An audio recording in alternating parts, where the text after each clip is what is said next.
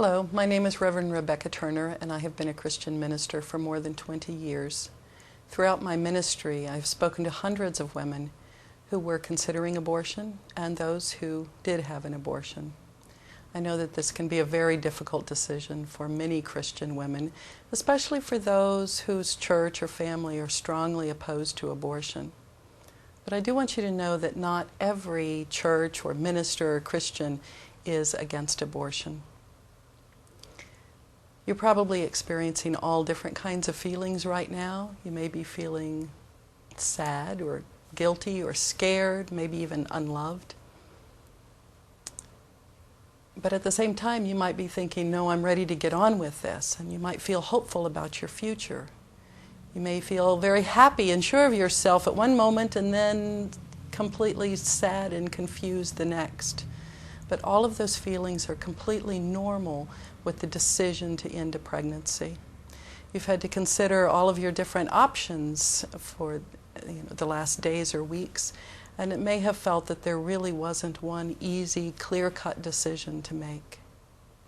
Whatever you decide to do, I want you to know that God is with you.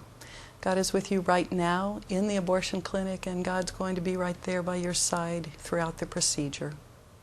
You know, the Bible says that nothing in all creation can ever separate us from the love of God. Aren't those beautiful words? Nothing can separate us from the love of God. And I'm pretty sure that when the Bible says nothing, that includes abortion too. When I read the Bible, I see that God is always loving and forgiving. God knows that you're in an impossible situation and that you're doing the very best that you can under these circumstances. You know, nowhere in the Bible does it say that God will send you to hell for an abortion. So how do we know what God thinks? Well, since I'm a Christian minister, I look specifically at the life of Jesus. I think about the ways Jesus interacted with women. Do you remember the story about Jesus and the woman who was about to be stoned? The religious leaders accused her of being caught in having sex with a man that she wasn't married to.